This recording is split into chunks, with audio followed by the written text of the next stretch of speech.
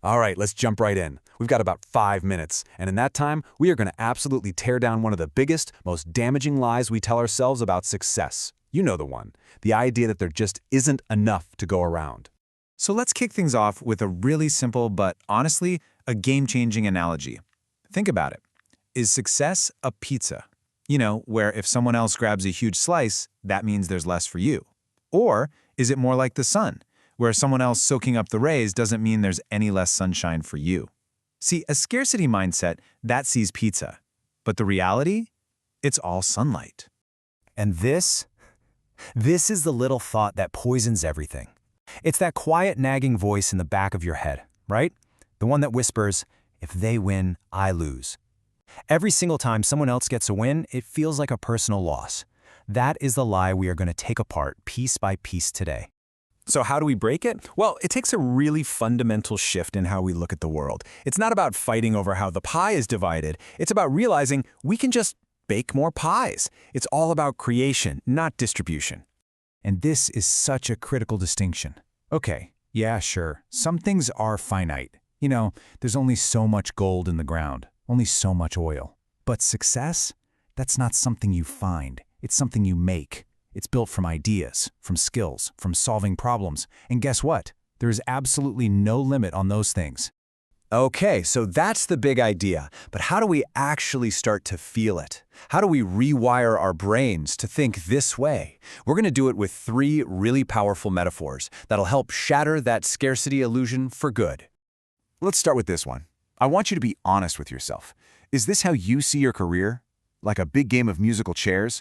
A limited number of good jobs, a bunch of people circling, and when the music stops, someone's getting left out. Right? That's the classic, totally flawed way of looking at it. But here's the mind-blowing part. The people who truly succeed, they're not playing that game.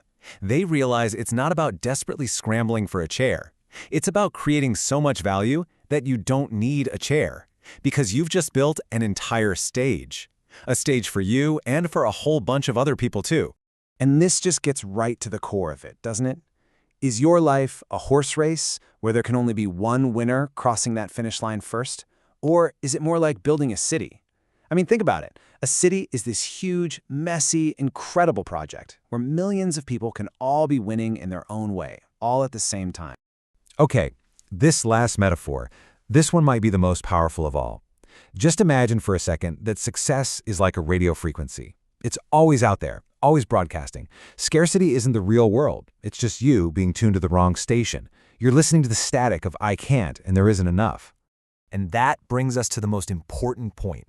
You don't chase success. You don't fight other people for it. You just tune into it. The real work isn't out there.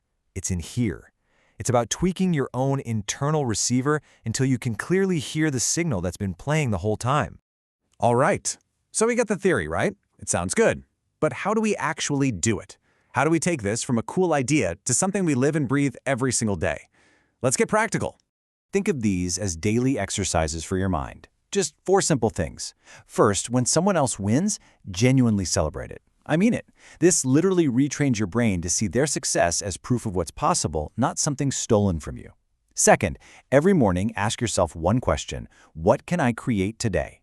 That one question flips a switch from being a consumer to a creator. Third, that feeling of envy, the moment you feel it, switch it to curiosity. Instead of, I wish I had that, ask, wow, how did they do that? And finally, just stop counting competitors. Seriously. Start counting your contributions instead. What you focus on is what grows. And hey, if you really want to jumpstart this, try this little 7-day abundance reset challenge.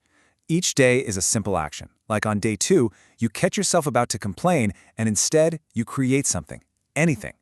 Or on day 5, you actively study someone successful and just feel inspired, not jealous. By the end of the week, this won't be some abstract theory anymore. You'll have actually lived it. Now, I know what some of you might be thinking. This is all nice, but I'm just being a realist, right? We tell ourselves that scarcity is just realism, but the truth is, it's not. It's emotional conditioning. It's a habit we learned, and the great news about habits, they can be broken. And that leads us to this other huge myth, that when someone else succeeds, they're putting up a roadblock in front of you. No, no, no. The reality is, their success is a lighthouse. It's a giant flashing sign that says, hey, this way, It's possible. Okay, so as we start to land the plane here, let's nail down the final takeaway. If you remember nothing else, remember this. This is the shift that truly changes the entire game. So let's recap the core truths. 1. Success is created, which means there's no fixed supply. 2. Scarcity is just a learned habit, not the real world.